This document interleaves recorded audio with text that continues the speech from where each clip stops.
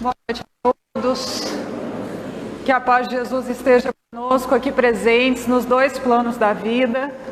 Uma alegria, mais uma segunda-feira, estarmos aqui. Mais um momento de reflexão, mais uma oportunidade para que a gente utilize o nosso tempo, alguns minutos do nosso dia, para que a gente possa refletir sobre como o Evangelho faz sentido, como ele tem importância, como ele casa com a nossa vida, com as nossas vivências, com aquilo que a gente sente, com aquilo que a gente quer, com aquilo que a gente visualiza de mundo. Muitas vezes nós tratamos a religiosidade como uma obrigação formal, assim como os fariseus, né, que à época de Jesus se dedicavam a cultos exteriores. E aqui nós não estamos criticando, até porque muitos de nós experienciamos essas vivências. Mas o Evangelho, a doutrina, a religiosidade, num contexto mais amplo, em qualquer religião, ela é muito empobrecida se a gente trabalha dentro dessa perspectiva de uma norma de convívio apenas, porque nos possibilita ficarmos na superfície dos contatos. Então, à medida em que nós acreditamos que a vivência evangélica é só ir ao culto, ir ao centro, ir à missa, cumprir uma obrigação, nós nos sentimos exonerados de vivenciar no dia a dia, né? Aquilo que a gente lê, aquilo que a gente ouve, aquilo que a gente reflete. E também, por outro lado, nós ficamos pouco acolhidos, porque o momento em que nós estamos numa casa de oração é muito pequeno face à nossa vida, à nossa realidade. Então a proposta é que nesses momentos a gente encontre insights para que a gente possa, ao longo do nosso dia, dos nossos dias, ao longo das nossas experiências, aproveitar dessas informações e de muitas outras, né? Que a gente vá atrás, que esse processo seja um disparador de comportamentos, de vivências, de mudanças de padrões. E dentro dessa perspectiva é que nós estamos tratando aqui às segundas-feiras de temas que são ligados às nossas vivências, ao nosso padrão de emoções, de sentimentos, de comportamentos, para que efetivamente a gente diminua as distâncias entre aquilo que a gente lê no Evangelho, naquilo que a gente lê nas obras básicas, nas obras complementares, e aquilo que a gente vivencia. Não faz nenhum sentido que eu me esmere em decorar as obras se eu não consigo compreender o que aquilo diz quando a ansiedade me assalta, por exemplo. Eu falo da ansiedade porque é algo que todos nós, homens modernos, vez ou outra, ou vez em sempre, estamos próximos. Mas poderia dizer de outros comportamentos, de outros dramas, de outros problemas. A doutrina espírita pode ser para nós um manancial de ferramentas importantíssimas para que a gente viva melhor. E à medida em que a gente vai trazendo para a nossa vida, a gente vai descobrindo que o melhor da doutrina espírita não é viver aqui para ir para o nosso lar quando a gente desencarnar. Porque muitas vezes a gente vem ainda dentro daquela proposta farisaica de vou trabalhar para Jesus, porque quando eu desencarnar eu não vou para o umbral.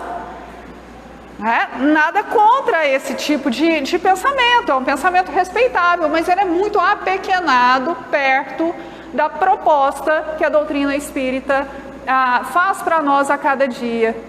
Ela nos convida a vivermos o nosso lar e os planos superiores aqui, hoje, agora, nesse instante.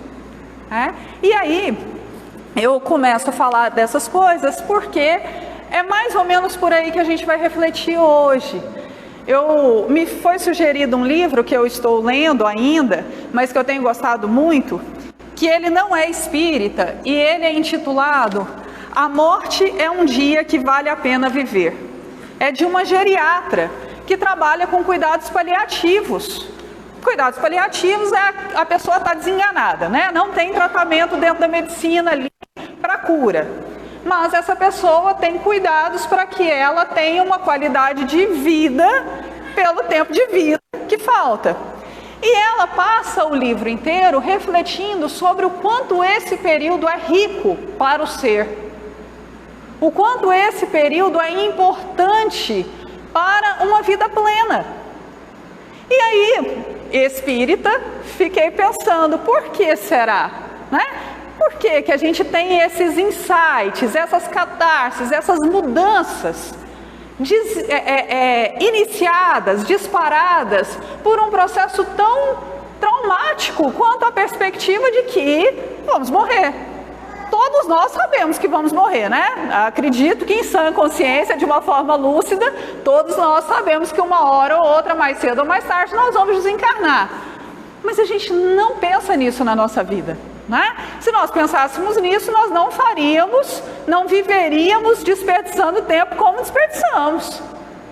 Se a gente tivesse um dia de vida, certamente não seria no WhatsApp que a gente passaria 3, 4, 5 horas, como passamos diariamente. Nós não faríamos contratos a longo prazo, nós não faríamos compromissos para a próxima semana, para o mês que vem, para o ano que vem, para o fim do ano. Nós não faríamos programação de férias em julho. Nós viveríamos o aqui e o agora. E aí, essa é a primeira pontuação.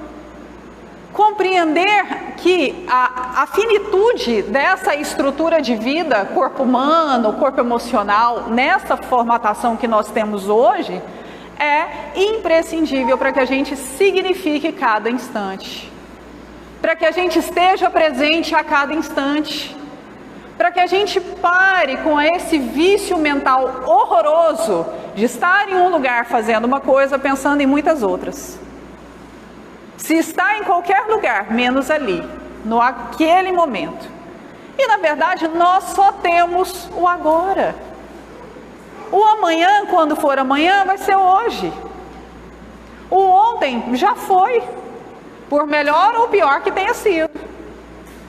Foi uma experiência que nos agrada ou que nos desagrada, mas uma experiência acabada.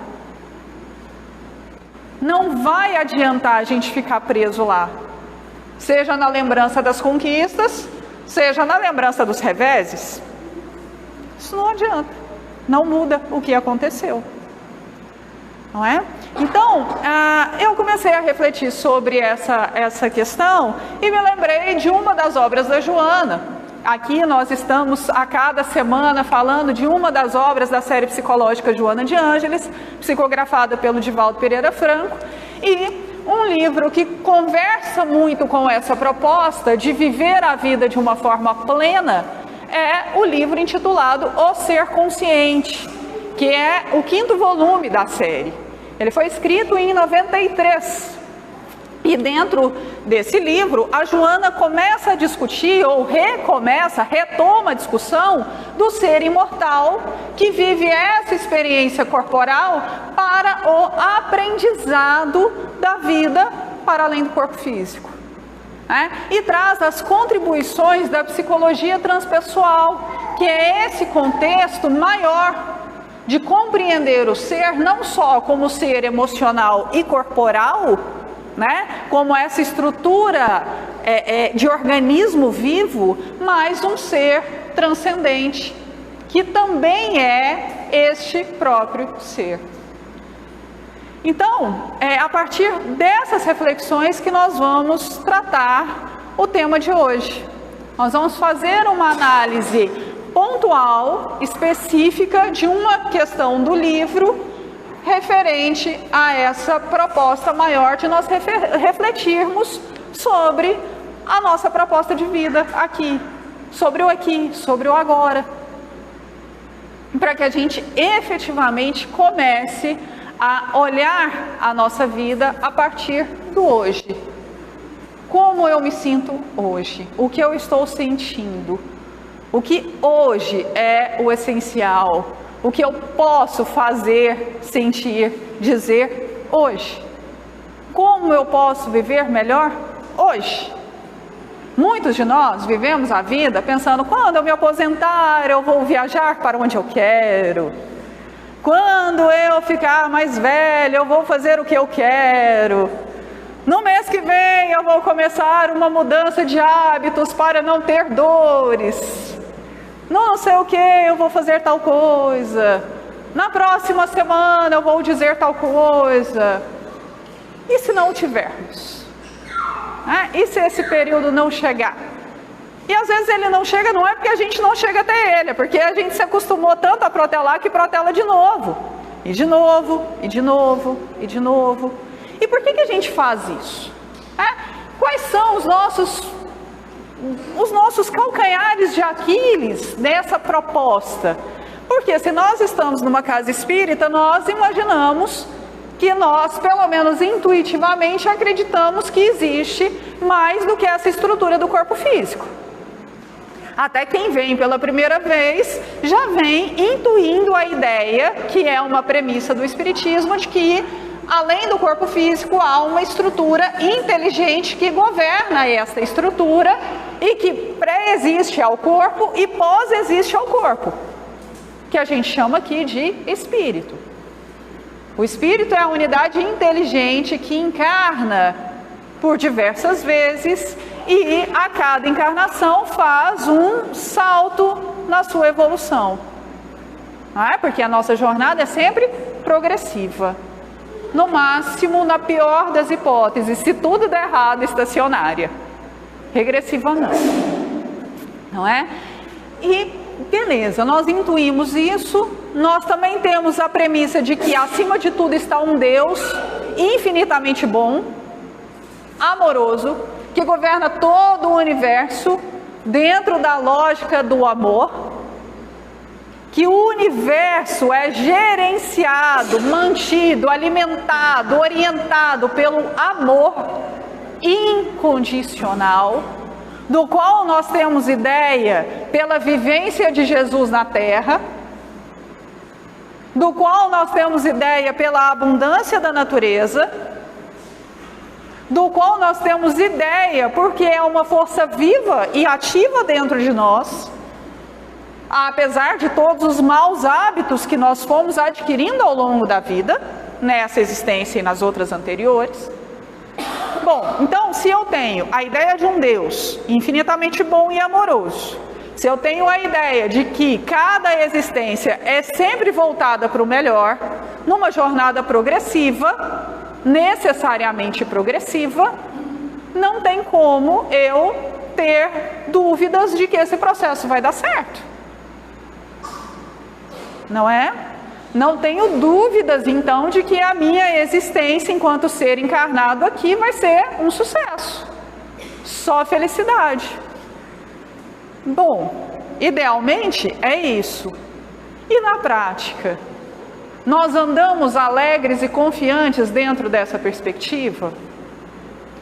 Ou ao revés dessa ideia, nós andamos cabisbaixos, entristecidos, duvidosos, ansiosos, tristes, desesperançosos, amedrontados com todos os acontecimentos que nós vemos e com os quais criamos e que criamos na nossa mente. Qual é então a lógica desse processo?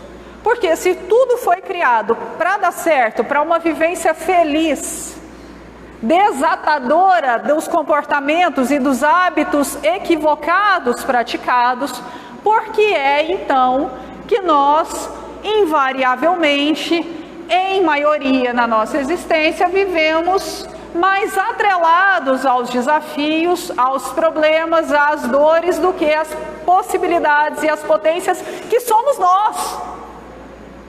Porque não está fora. Quando Jesus se aproximava da pessoa e a pessoa se curava, ele falava: a sua fé te curou. Jesus sempre trouxe a perspectiva do protagonismo do ser para nos mostrar as nossas potências. Nós, pessoas comuns. Não se exigia, Jesus não exigia que as pessoas fossem boas, honestas, corretas, amorosas para curá-las. Eram pessoas comuns. Mas a pessoa comum traz em si a potência do universo, porque é uma criação divina. Por que isso acontece então, né? Por que a gente tem essa dissociação entre a ideia que a gente compreende, que racionalmente faz todo sentido, que logicamente e faticamente é uma realidade, mas que nas nossas emoções, nos nossos sentires, nas nossas criações mentais não faz sentido, não encontra aderência.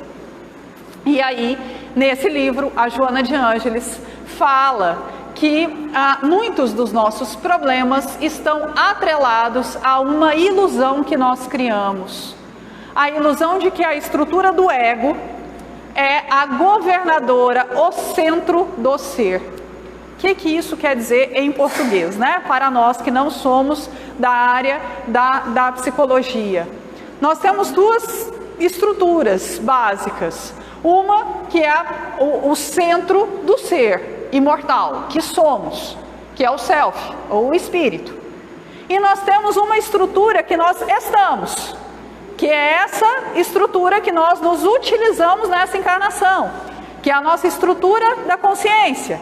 E na presidência, no cerne, no núcleo dessa consciência está o ego. O ego é o gestor dessa nossa roupagem. É ele quem utiliza, de quem o self se utiliza para a vivência dessas realidades que nós temos aqui. Quando as pessoas falam: não, nós precisamos destruir o ego. Não, o ego ele é muito útil. É a partir desse filtro do ego que a gente consegue se desenvolver aqui, a partir dos desafios. O problema não é o ego, o problema é a desestruturação do ego. Porque o ego desestruturado leva pessoas a serem inseguras. E pessoas inseguras fazem escolhas ruins. E aí a gente já vai falar um pouco disso. Qual é a ideia da segurança do ego? É entender que ela é uma estrutura extremamente importante para o ser, mas que não é a dona da casa. É só a gestora. O Cláudio e a Isis Sinotti, que dão aula sobre a série psicológica de Joana de Ângeles lá na Mansão do Caminho, eles fazem uma analogia muito interessante. O self é o dono da casa. O ego é o mordomo, é o gestor. O problema é quando o mordomo não sabe que é mordomo, ele acha que é o dono da casa. Por quê? Porque quem parece ser dono nunca vai ser, porque não é, de fato. Mas acreditando ser, faz opções deixando a sua função. Como é que é isso na prática? Percebam por um segundo os problemas que nos acometem diariamente. As preocupações, as chateações, as mágoas. O que hoje faz doer a sua estrutura emocional? O que hoje te inquieta? O que hoje te traz a sensação de intranquilidade, de qualquer forma? Muito provavelmente na raiz disso está alguma questão ligada a essa estrutura temporária. Falta de dinheiro, uma discussão no serviço, alguém me chamou de alguma coisa que eu não gostei, alguém me criticou de uma forma injusta, alguém não quis mais o meu amor, foi embora da minha vida. Eu discuti com meu filho porque ele não faz nada do que eu mando ele fazer. Eu discuti com o meu pai porque ele não entende mais do que eu estou falando. Eu discuti com o meu marido porque o meu marido é impossível de viver com ele. Eu não consigo a estrutura financeira para fazer isso ou aquilo da forma como eu queria. Ou seja, questões que se a gente desencarnar hoje não tem nenhum sentido. A gente vai deixar tudo. Faz parte da estrutura que estamos.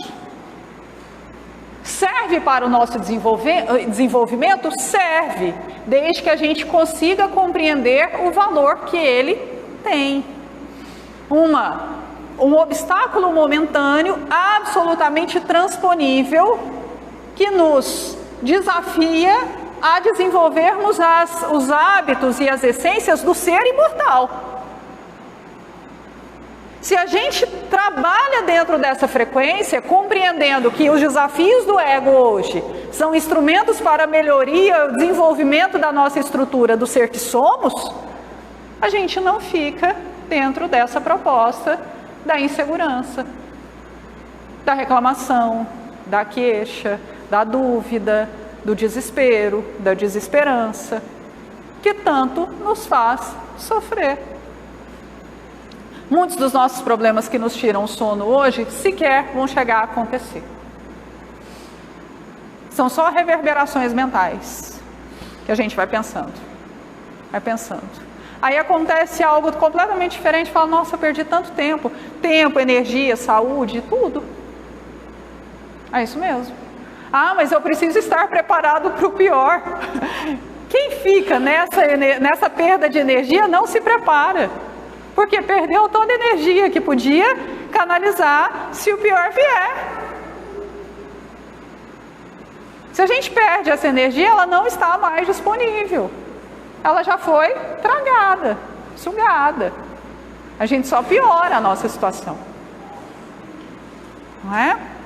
Então, a desestrutura do ego, essa insegurança de não saber o seu papel, de não se conhecer, de não se reconhecer como ser imortal, é o que causa grande parte, a grande parte dos nossos problemas.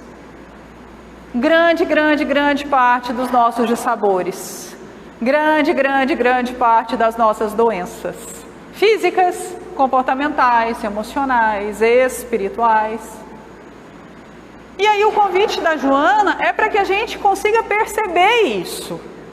Porque o processo de autoconhecimento é conhecer essas nuances. O que esse problema tem a me dizer? Não para mim, ser que estou, mas para o ser imortal que eu sou. O que eu preciso aprender com essa experiência? O que ela está a me dizer? Longe do eixo da culpa, longe do eixo da desculpa, longe do eixo da reclamação, longe do eixo da pieguice, de uma forma franca, tranquila. Né? E aí, na quinta parte, eu baixei em PDF o livro e é por isso que eu vou abrir aqui. Até porque, para lembrar que muitos dos livros da série psicológica já estão e na versão e-book, em PDF. Então, não tenho em mão agora, eu não tenho livro, não chegou, não gosto de ler no livro, me acostumei ao computador, dá para baixar. Tá? A gente sempre tem à mão hoje a possibilidade de ter um bom livro, ter um momento para estudo, para reflexão. Não precisa ter mais nem o livro físico, né? Nem o livro material. Hoje a gente tem outras possibilidades. E aí lá na quinta parte, a Joana fala dos gigantes da alma, que são problemas causados por essa desestruturação, por essa insegurança do ego desestruturado.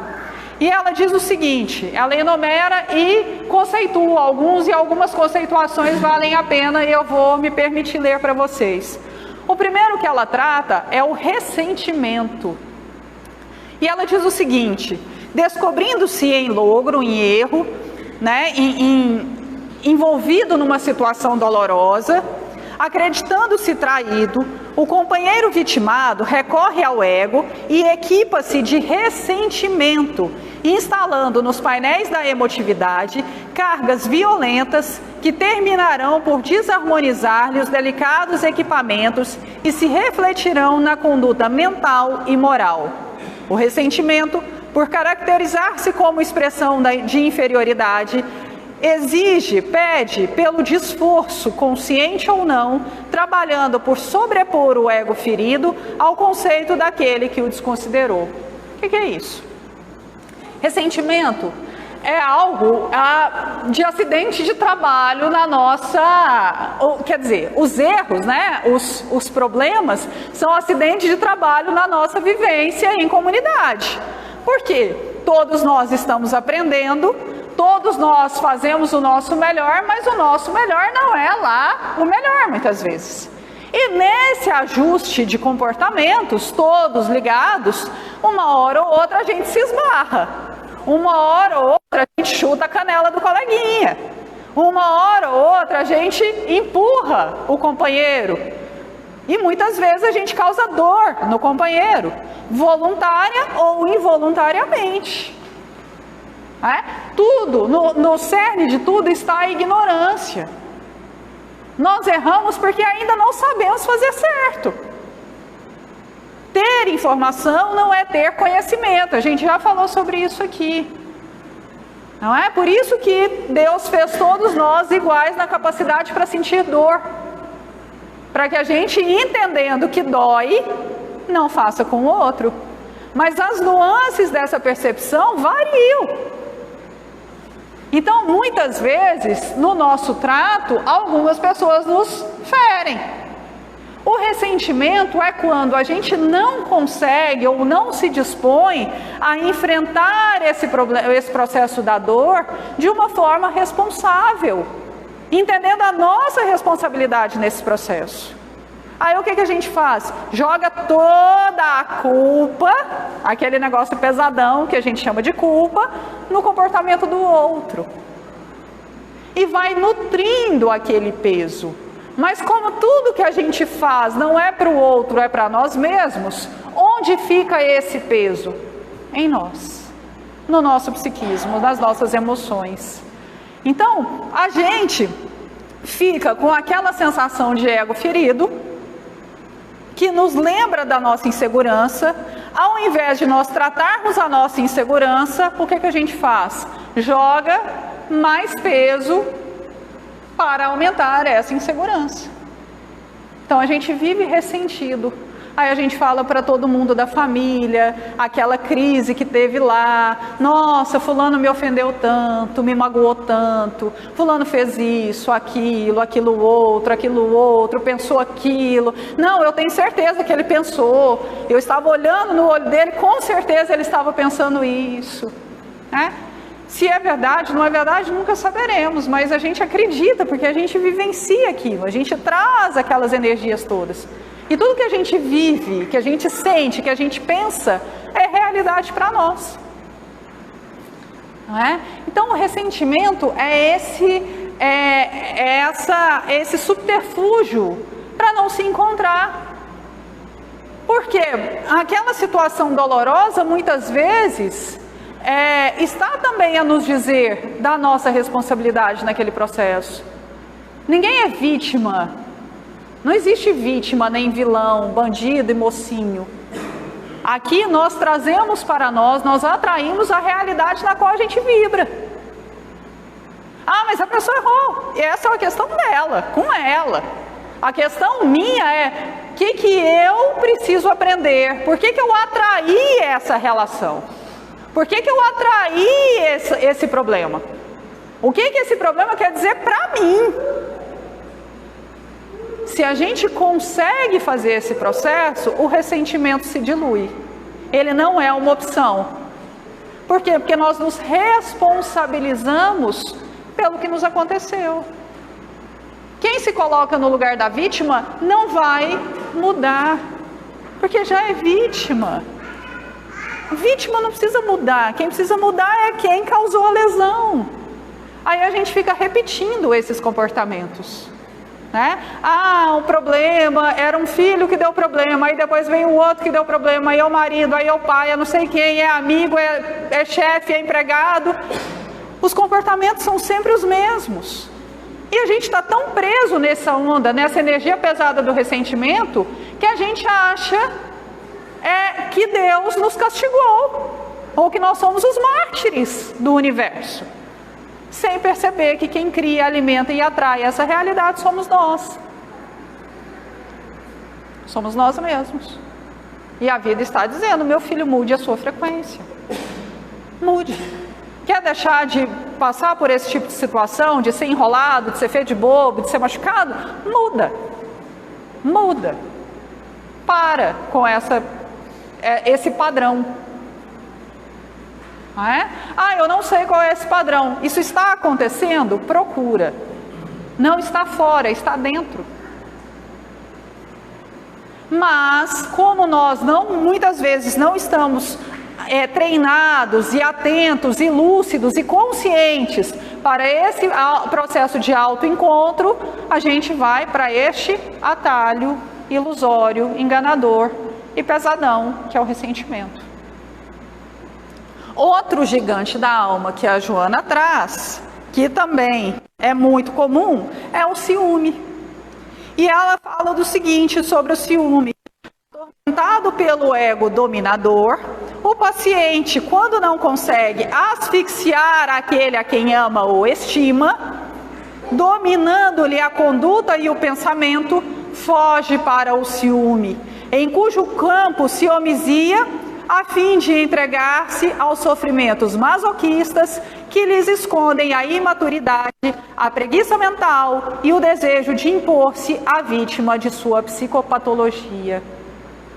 A gente tem uma ideia social, o homem moderno, de se relacionar pela posse.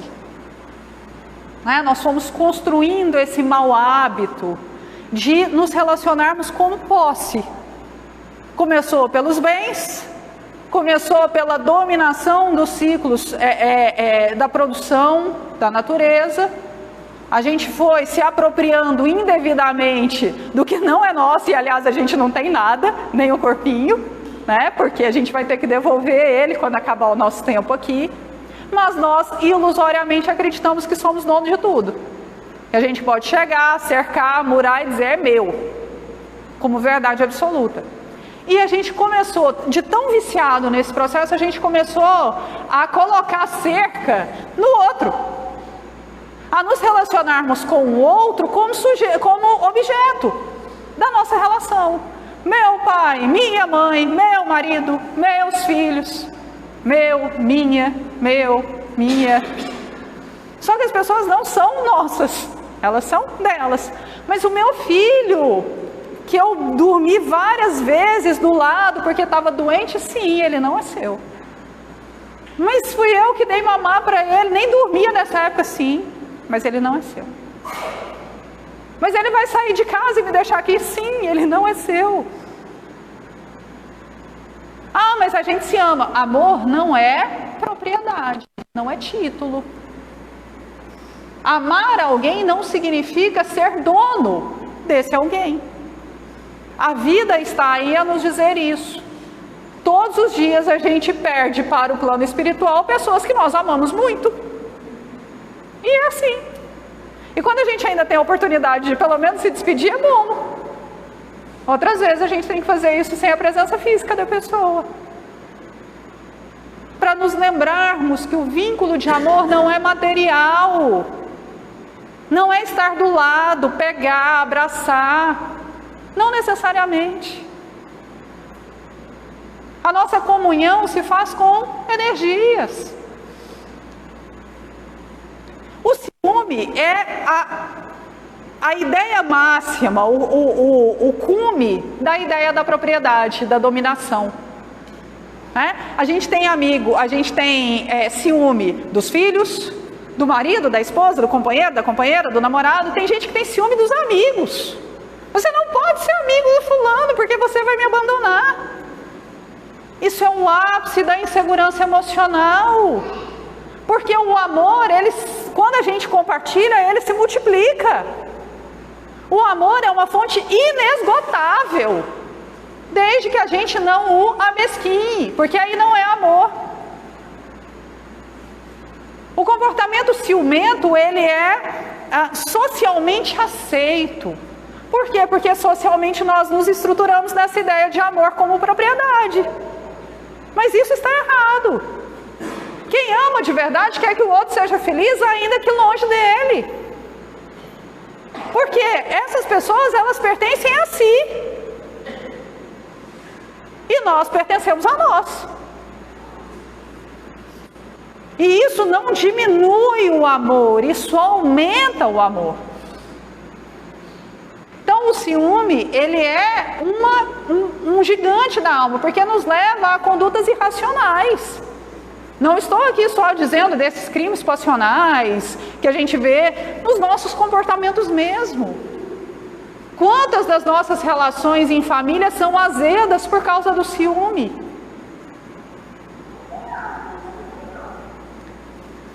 Outro gigante da alma.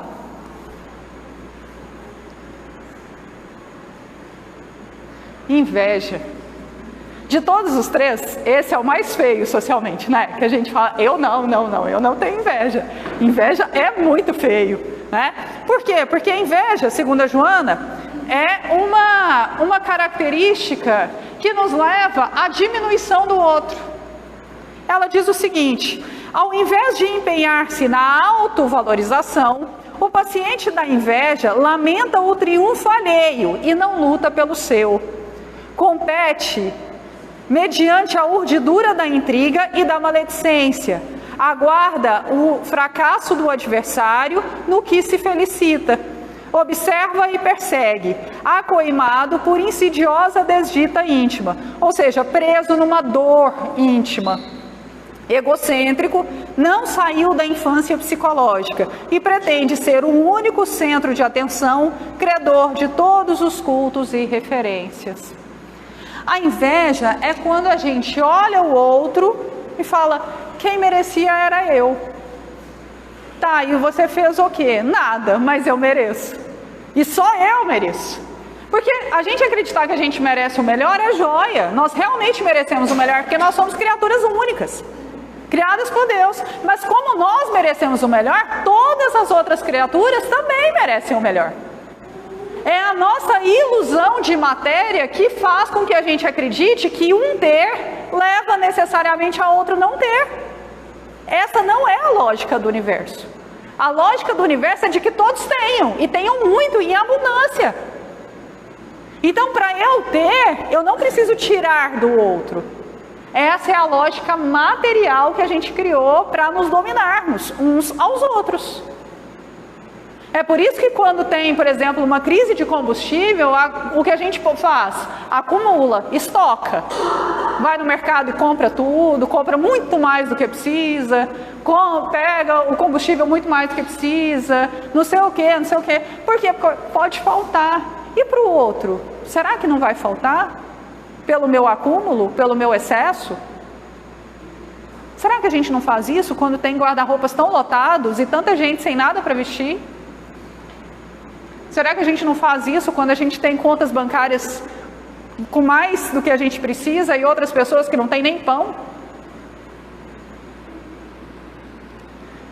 Essas avaliações aqui na nossa cidade, elas são especialmente importantes porque nós vivemos em bolsões em que a gente não vê, muitas vezes, as pessoas que mais precisam. Mas elas precisam, e elas estão aqui. E a gente precisa ter olhos de ver. Mas a inveja é a perspectiva contrária. É a ideia do outro se desenvolveu porque ele se dedicou àquele processo, eu não me dediquei, mas eu quero. Como eu não vou alcançar, eu puxo o tapete dele. Não precisa ser materialmente. A inveja é tão pesada, que ela já cria uma energia complicada. E se a pessoa não estiver atenta, ela pode entrar nessa guerrinha, não é?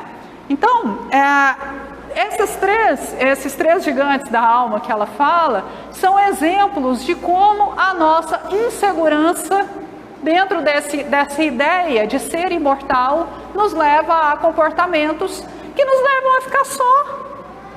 O ressentido fica só, porque ninguém aguenta mais tanta reclamação. O ciumento fica só também, porque ninguém aguenta ser propriedade do outro a vida inteira. O invejoso fica só, porque ele é invejoso e porque ele quer derrubar todo mundo que tem alguma coisa. E a ideia é da comunhão. Nós somos mais felizes juntos. Nós somos mais felizes irmanados dentro da energia do amor. A lei de amor é a que conduz todo o universo. O amor é uma força, um sol que condensa em seu interior todas as aspirações humanas. Ditoso é aquele que ama, porque não conhece as misérias do corpo nem da alma. O Evangelho nos conta isso. Então nós precisamos despir dos nossos comportamentos aquilo que nos afasta do amor. Não o amor aos meus, por serem meus, mas o amor a todos. Mas para isso a gente precisa se conhecer. E se conhecer é se refletir a cada instante nos nossos comportamentos, nas nossas vivências. As nossas emoções nos contam a cada dia capítulos da nossa vida, linhas que nós escrevemos sem conseguirmos ver. E aí eu volto ao livro que eu inicialmente falei. Ela fala, a geriatra, ela fala que é muito interessante quando ela cuida dessas pessoas, o salto que elas dão quando descobrem a finitude da vida.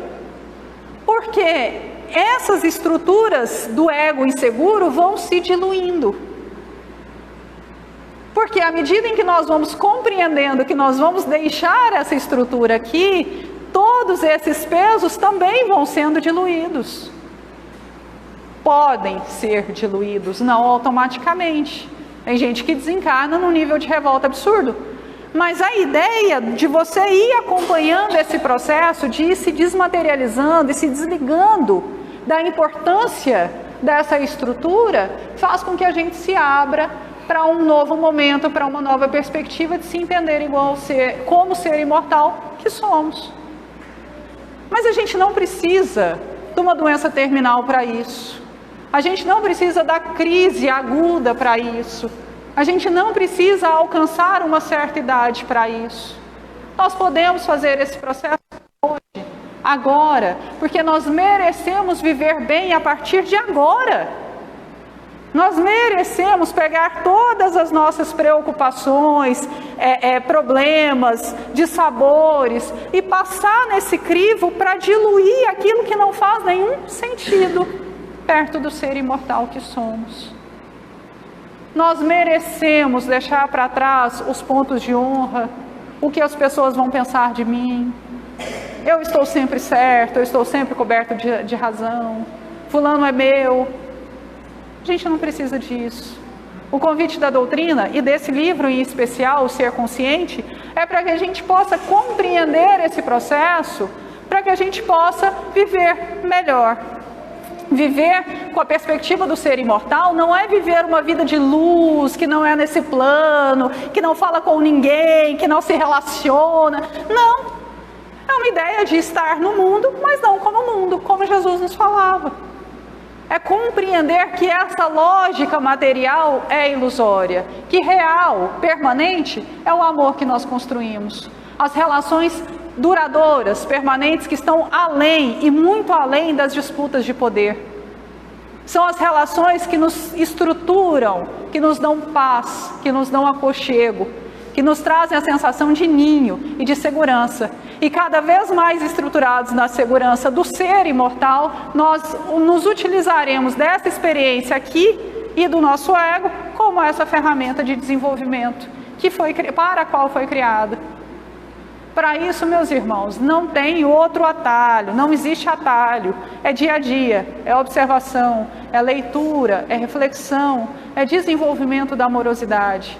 Respira fundo e começa de novo. Se hoje nós temos dores, muitas vezes acerbas, que a gente possa se utilizar dos paliativos para diminuir essas dores e reconstruir padrões para que elas efetivamente sejam curadas. Se o nosso corpo físico puder ser curado, melhor. Se ele não puder, que a gente possa se desenvolver no ser imortal, porque ele é o real dono da casa. Nossa estrutura egóica é só o mordomo. Que ele seja um fiel mordomo, um fiel administrador, que possibilite ao dono da casa o engrandecimento nessa experiência que a gente chama de encarnação, que a gente chama de vida. Jesus nos fortaleça nesse processo, nos ilumine, e que a gente possa se esmerar e refletir um pouco mais, em viver um pouco mais de acordo com essa doutrina tão santa e tão libertadora.